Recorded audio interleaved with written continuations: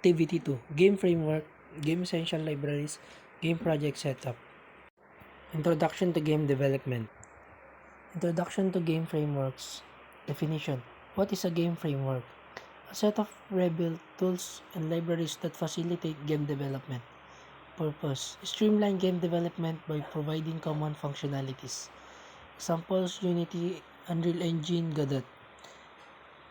A game framework is essentially a collection of pre-built tools, libraries, and functionalities designed to streamline the process of game development. Its primary purpose to provide developers with a robust set of resources that address common tasks and challenges encountered during game creation.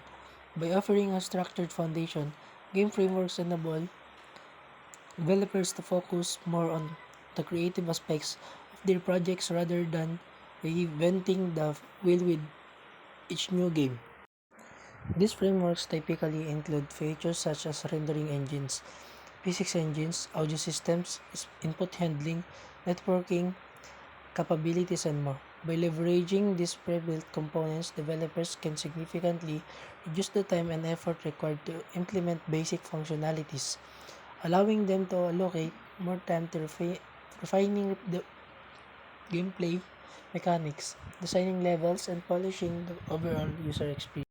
Some popular examples of game frameworks include Unity, Unreal Engine, and Godot.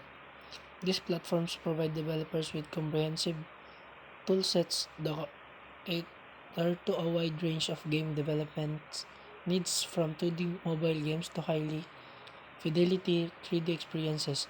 Each framework has its own strengths and weaknesses, as well as a vibrant community of users and resources to support developers throughout the development process. Key components of game framework. Asset management handles textures, models, audio, and etc. Physics engine manage game physics, collisions, forces. Rendering engine draws graphics on the screen. Input handling processes users' inputs, keyboard, mouse, controller. Number 1. Asset management. This component is responsible for organizing and handling various types of assets used in a game or application, such as textures, 3D models, audio files, animation, and more. Physics engine. The physics engine simulates physical interactions within the virtual environment of the game. It handles calculation related to object movement, collision detection, gravity, friction, and other physical forces. Rendering engine. The rendering engine is tasked with generating the visual output of the game or application.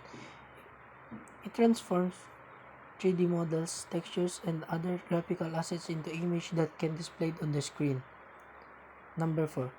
Input handling. Input handling manages the reception and processing of users' input from various devices such as keyboard, mice, game controllers, touchscreens, and more. Essential libraries. Definition. Libraries that complement or enhance game frameworks. Common libraries. Physics libraries. Box2D, PhysX. AI libraries. TensorFlow or OpenAI Gym. Networking libraries. Mirror, Photon. Audio libraries. FMOD or OpenAL. 1. Physics libraries. Box2D, a popular physics engine for 2D games providing realistic physics simulations. AI libraries. TensorFlow, while primarily known for machine learning applications, TensorFlow can be adapted for game AI, particularly for complex decision-making processes. Networking libraries. Mirror, a high-level networking library for Unity, facilitating the development of multiplayer games with synchronization of game objects and state across network clients. Audio libraries. Fmod, an advanced audio middleware solution offering a wide range of audio effects, mixing, and playback control for immersive sound design in games. Game project setup. Development environment. Tools and software required for development. Visual Studio, JetBrains Rider. Source control, Git or GitHub. Project structure, organize code and assets, folders for script, assets, scenes, and etc. Version control, importance of versioning and backups. Explain Git basics, commits, branches, and merge.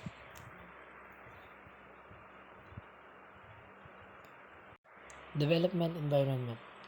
Integrated development environment. Example, Visual Studio, JetBrains Rider, Visual Studio Code, or Eclipse.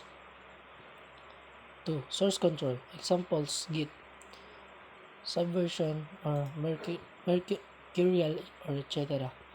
Git is widely used due to its distributed nature, branching capabilities, and popularity within the development community. Project structure, organizing code and assets.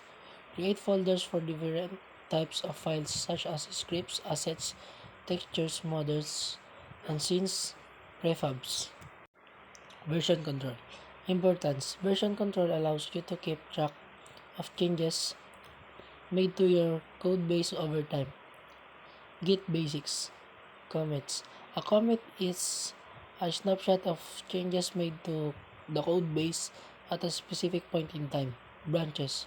Branches allow developers to work on separate features or fixes without affecting the main code base. Merging. Merging combines changes from one feature branch into another, the main branch. Choosing the right framework. Considerations. Factors to consider when choosing a framework. Target platform, PC, console, mobile, or VR. Skill level, ease of use and learning curve.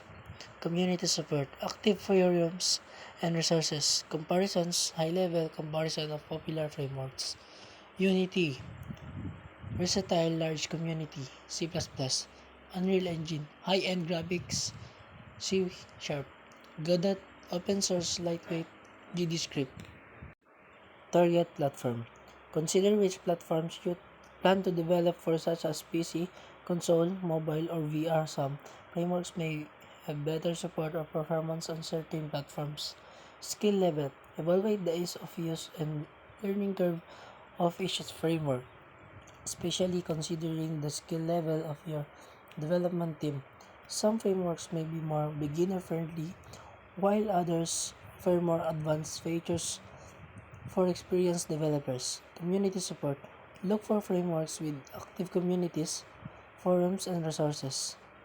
Comparisons. Compare the features, performance, and capabilities of different frameworks to find the best fit for your project requirements. This is the high-level comparison of three popular frameworks: Unity, Unreal Engine, and Godot. Game project workflow. Concept design. Storyboarding, visualizing the game's flows and key scenes. Prototyping. Basic version, creating a simplified version to test core gameplay mechanics. Development. Full-scale coding, writing the game's code base, including gameplay, AI, and systems. Testing and QA. Bug identification, finding and documenting glitches, errors, and inconsistencies. Launch. Release preparation, optimizing the game for distribution on various platforms. Iterative process. Gathering feedback, collecting input from playtesters, reviewers, and the community. Community engagement, interacting with players to foster a dedicated fanbase and gather ongoing feedback for future projects.